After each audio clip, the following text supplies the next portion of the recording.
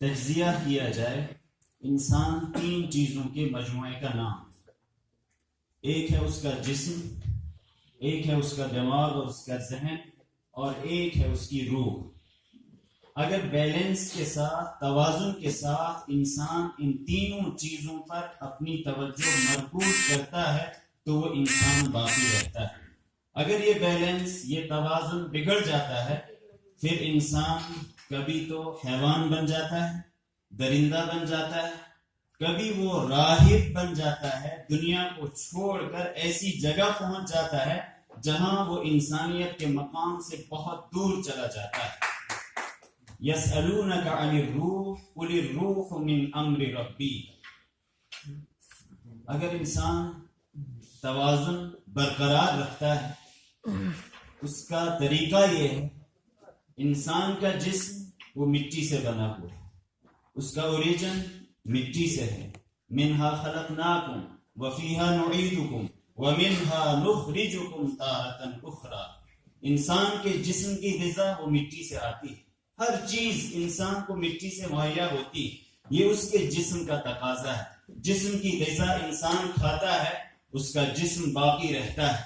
لیکن ایک مرحلہ وہ بھی آتا ہے ہمارے جسم سے ایک ایسی چیز وہ ختم ہو جاتی ہے، دور ہو جاتی ہے، جس کے بعد انسان نہیں بلکہ اس کو ڈیڈ باڈی کہا جاتا ہے، لاش بن جاتا ہے. اگر وہ روح باقی ہے، اگر وہ روح زندہ ہے، اگر اس کو وہ غذا عطا کی جاتی رہے تب تک انسان زندہ ہے.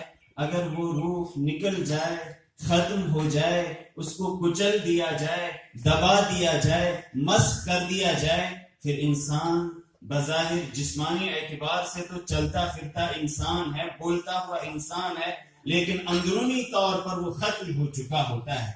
جیسے ہمارا جسم جس مٹی سے بنا ہوا ہے، اس کی غذا مٹی سے ہے، ہماری روح وہ پرواز کر جاتی ہے. یسألونک عن الروح، یہ آپ سے پوچھتے ہیں یہ روح کیا چیز ہے. قل الروح من امر ربی، آپ ان کو بس اتنا بتا دیجئے، ان کے پاس محدود علم ہے، محدود ذہن ہے، محدود اپروچ ہے، ان کو اتنا بتا دیجئے کہ ان کی یہ جو روح ہے، یہ جان ہے، من امر ربی، مالک کا ایک آرڈر ہے، حکم ہے. جب تک یہ موجود ہے انسان موجود ہے، یہ آرڈر ختم ہو گیا، نکل گیا، انسان لاش بن گیا. اس روح کی غذا جب یہ عالم بالا سے، مالک کی طرف سے خصوصی طور پر انسان کو یہ چیز عطا کی گئی ہے، اس کی غذا مٹی سے نہیں، دنیا سے نہیں، بلکہ عالم بالا ہی سے اس کی غذا بھی آئی.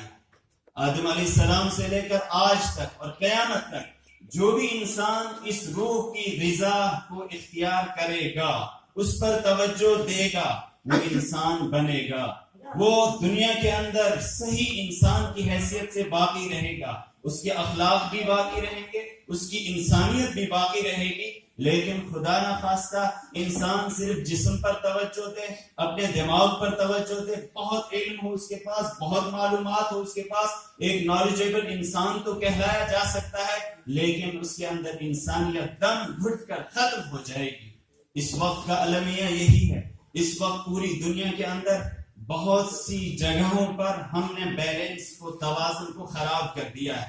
جسم پر سب سے زیادہ توجہ، دماغ پر بھی بہت زیادہ توجہ، لیکن ہم نے اپنی روح کو اپنی زندگی سے بالکل ایسے کھرچ کر نکال دیا ہے گویا کہ یہ کوئی چیز ہے ہی نہیں. ضرورت اس بات کی ہے ہم اپنے جسم پر بھی توجہ دیں.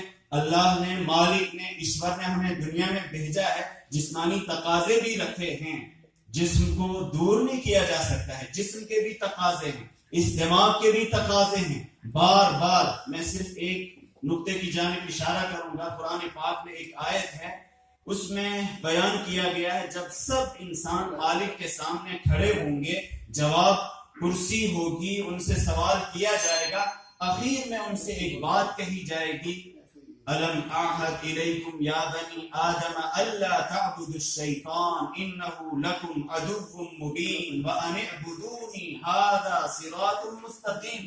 ان سے کہا جائے گا کیا میں نے تم سے یہ عہد نہیں کیا تھا کہ شیطان کی پیروی مت کرنا، شیطانی کام مت کرنا، صرف میرے ساتھ متعلق رہنا، منسلک رہنا. بہت باتیں ہوں گی، لاسٹ میں ایک بات کہی جائے گی، افلم تکونوا تعقلون، کیا آپ کے پاس عقل نہیں تھی؟ عقل سے کام نہیں لیا؟